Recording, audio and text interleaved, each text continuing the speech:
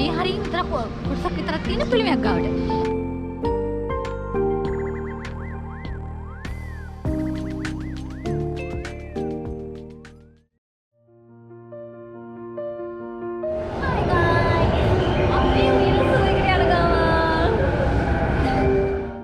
කොනිචිවා මේ ඉන්නේ තිමාෂි මගේ හොඳම යාළුවා කටකාර ආදරණීය චරිතය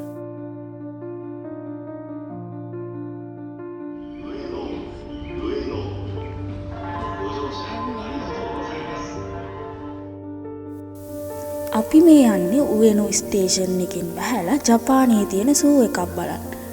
ඒකේ නම උවෙනු සූ. මේ අපේ 2025 පාසල් චාරිකාව.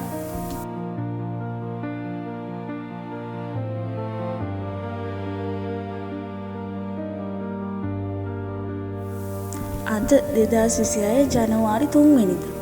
අද ඉඳන් මගේ ඩයරි එකේ විශේෂ පිටු ඔයාලත් එක්ක බෙදා ගන්න ඕනි කියලා මම හිතුවා. මම අචිනි තේජානි. පොඩි කාලේ ඉඳලා තිබුණු හීනයක් තමයි ජපානයට එන එක. ඉතින් මගේ ජීවිතේ නොමැකෙන මතක පිරුණු දවස් මාත් එක්ක බෙදා ගන්න ඔයාලත් ආදරයෙන් එකතු වෙන්න. අපි යන්න තියෙන්නේ ඇත්තටම මේ හරියින් විතර කොටසක් විතරක් තියෙන පිළිමයක් ගාවට.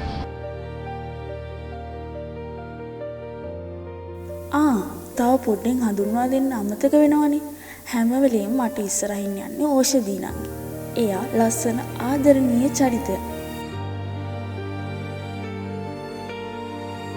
අපි තුන් දෙනා තමයි ඉවර වෙනකම් එකට ගියේ. ඉස්කෝල් එකෙන් ටිකට්ස් අරන් දුන්න නිසා සූ එක බලන්න නම් අපිට කිසිම වියදමක් උනේ නැහැ. සූ එකේ ගේට්ටුවෙන් ඇතුල් වෙලා යනකොටම ඉස්සෙල්ලාම අපට හම්බුනේ සුවනියා ගන්න තියෙන ෂොප් එක.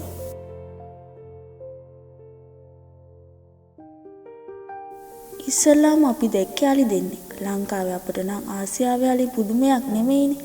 ඒත් ජපන් ජාතිකයෝ නම් හරි පුදුමයෙන් බලන් හිටියේ. ඒ වගේම ඉඳ ගන්න හැම තැනකම ෆොටෝස් ගන්න නම් අපි අමතක කරේ නැහැ.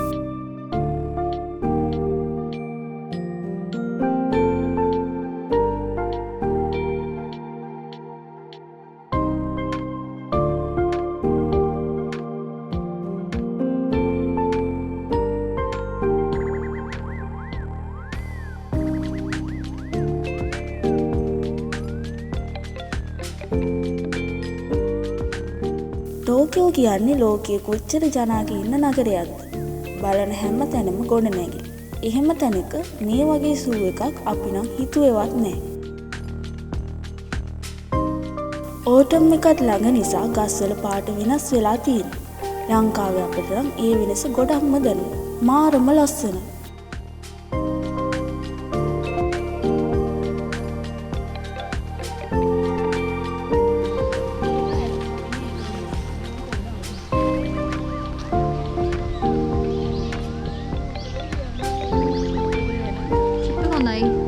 බැටරි බහලා ඒක තමයි උල. හායි කිරිවිට පස්සේ කියනවා.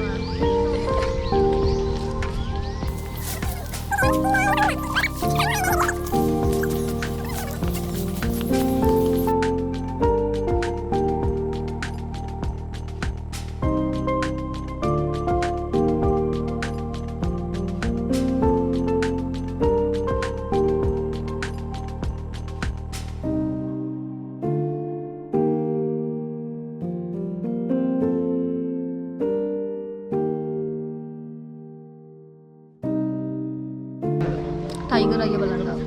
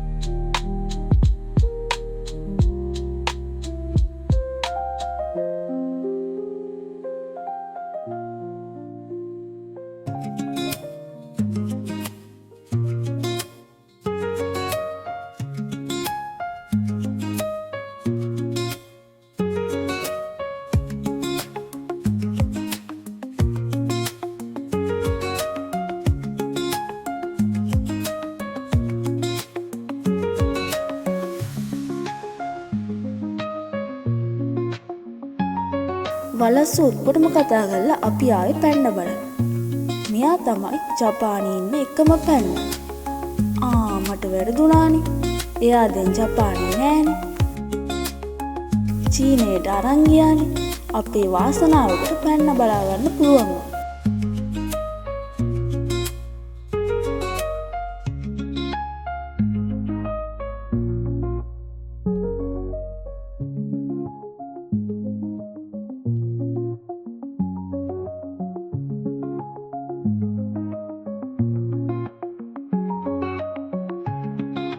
උගෙනු සූ එකේ අපි ගෙවපු මේ දවස හරි විනෝදවත්. ඒ වගේම ටිකක් මහන්සි. සූ එක බලලා එළියට එනකොටම අපි දැක්කේ මැජික් පෙන්නන එක්කෙනෙක්. අපි ටික වෙලාවක් ඒකත් බලලා ගෙදර එන්න පිටත් වුණා.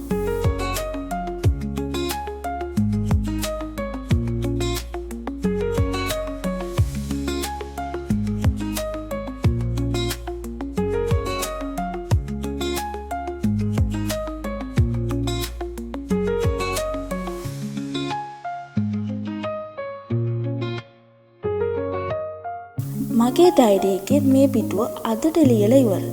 එහෙනම් ආයෙත් අලුත් පිටුවකින් හම්බෙමු. සයෝනාරා.